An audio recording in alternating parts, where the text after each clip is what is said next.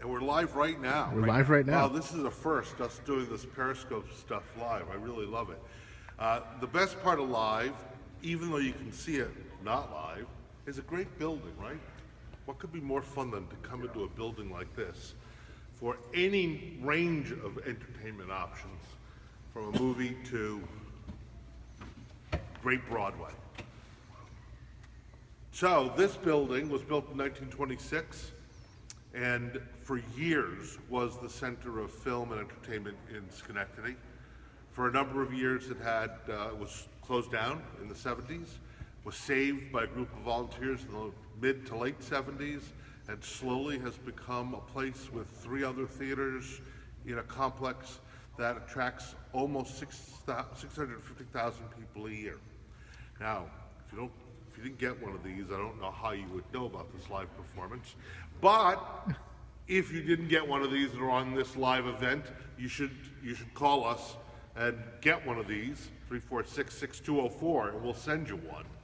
This gives a highlight of most of the year coming up from September on. And we really have a couple of extraordinary things that are happening. With the help of the New York State Legislature, we are eligible to host Broadway productions that are beginning their national tours. It's called teching. When they tech, they actually take over the whole building. They start by putting their lights up, then they put their sound up, then they put their sets in, all the stuff coming from designers from all over the country and manufacturers. Then they slowly start to make all the mechanical stuff work. You know, a lot of automation has to happen. And the room, the theater, the main theater down there is filled with tables and computers as all the different designers have to deal with what they have to deal with to make sure this thing works. Then up from New York come the actors. They're first put in their costumes, first time ever, right here in this building. And they finally do rehearsals with all the parts running, and then the show's ready to open. It opens here, and then they start to practice taking it out of here and put it in a bus or a truck, or 20 trucks or 10 trucks, depending on the show, in order to go to the next place and start a national tour. We're ecstatic because this year American in Paris is going to open its national tour here. It's going to tech here for over a month, then do 8 performances, then practice loading into buses and trucks, and then hit the road going to Boston next, and from Boston 94 weeks of performances throughout the country. It's a big deal to us too, because the producer, and there's lots of layers of this kind of stuff that happen, but the producer is a company that we're participants in. It's called Elephant Eye Productions, and there are 8 theaters that helped create Elephant Eye Productions. We created it at a time that Broadway productions on the road were kind of thin, and we found ourselves going, wow, do we have enough shows to put into our season? Why don't we help by trying to create some ourselves? And so we formed Elephant Eye, and Elephant Eye has done 3 different productions, but the most exciting is American in Paris, playing in New York, been playing for a year and a half, Tony Award winning. We're ecstatic about it coming here, but we're also ecstatic just because as producers, it's ours. We feel like we own it. And in fact, there are 5 different people in the Capital Region who are also investors in the show, and they own it. So they're going to be excited to be part of opening night, and an opening night party that just sort of sings, because the show is wonderful. Great dance, great music, great love story.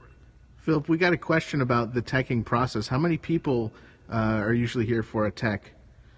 A tech, it depends. In the case of American in Paris, there will be a 3.5 week period that it's about 125 to 150 people from the producers, designers, and technicians. And then another 40 or 50 will arrive that are musicians and actors and actresses. So there'll be a point at which we peak at probably 200 people, but most of the time will be a little bit less than that. At the same time, though, when you talk about number of people, there's an enormous local stagehands requirement. Our stagehands are part of IATSE, the International Union, and there'll be between 40 and 80 stagehands working on any given week, and probably the run week when they load the buses and trucks for the first time, will be almost 100 people. Hope that answers your question. Now, we're doing this tech thing twice. We're actually not only doing it with an American in Paris, but later, someplace in this brochure, is in December, we will load in and start the tech for Something Rotten. The show will run in January. Something Rotten's a hysterical spoof of Shakespeare and a mock Shakespearean competitor who isn't very happy with how popular Shakespeare is, and with a little bit of help from the cosmos, invents the musical. And it's a pretty humorous riff on musicals in America. A uniquely American form, right? It happens in London, but the musical's really America's invention. And the spoof is really particularly funny and great. They'll be teching through December, late December through January, and then opening here before their national tour goes out on the road. Before that, we have the incredible play, and we often don't get plays, because in Broadway, plays sometimes don't make it to the road. But The Curious Incident of the Dog of the Night did, and we're going to be hosting that for a week also. An amazing production with incredible electronics, incredible production values, really a fabulous interpretation of the perception of a boy with love, compassion, and a disability. It's a fabulous piece of theater. Now, this is all easy to get. You can go on our website, you can go to proctors.org, you can call our box office, you can find out about it. If you didn't get this, you can call and get one. Because in fact, we probably are going to be doing 130 titles next year. These are just the highlights. There's events that range from comedy to dance to theater to other Broadway shows that run throughout the rest of the year. We're busy every day.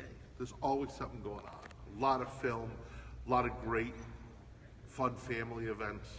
So, you should find out about this place and come on down. Enjoy it.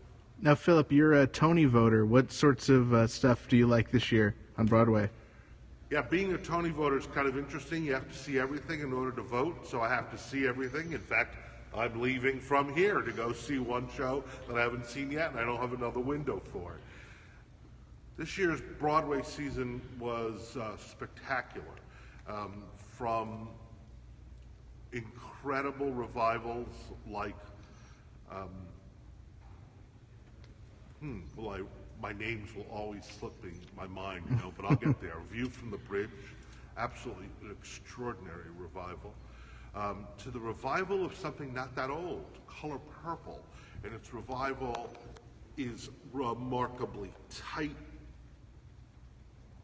smaller in sort of scale and footprint, but bigger than the original in every other way. It was sort of amazing. It was like watching the show brand new. It's hard to believe that it was, in fact, only 5 or 6 years ago that it was originally produced. So I loved it. But of course, the story of the year is Hamilton, which I had the good fortune to see 3 times. And it is as special as people claim it is. It is hard to walk out without being amazed at the brilliance of Lin-Manuel, and it's going to sweep a lot of Tony Awards this year, as it deserves. Oh, and if the next question is it coming to Schenectady? The answer is absolutely. Just can't tell you when. So just keep watching. You'll see eventually. It'll be here. Philip, do you get to go behind the scenes of the production as a Tony voter? No, there's no special treatment except the ability to sit in a great seat and see the show. A lot of people stand by the stage doors, but that's not my style, so I don't do that. So my joy is just being in the room and seeing some fabulous work.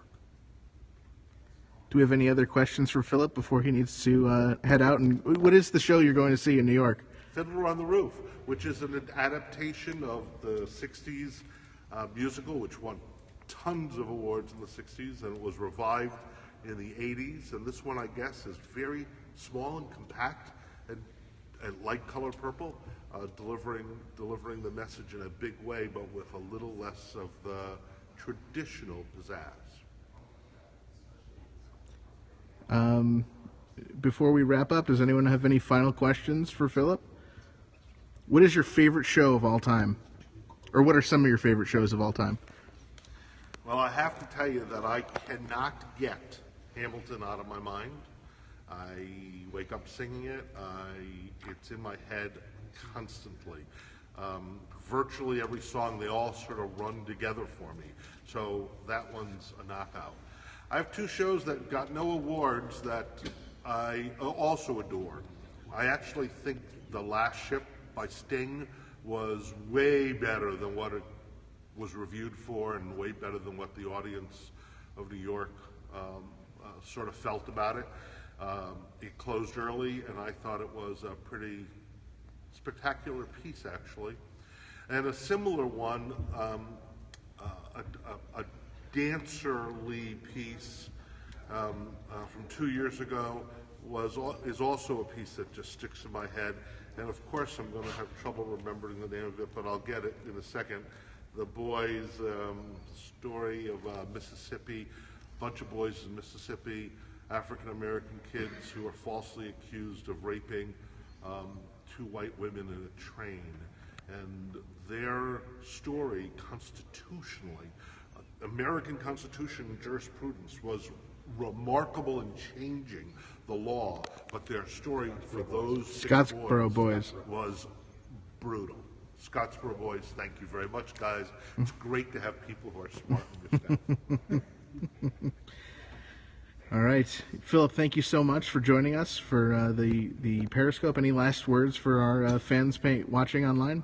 Look, this is kind of fun, but it's even more fun to sit in the audience and see something, so come on down.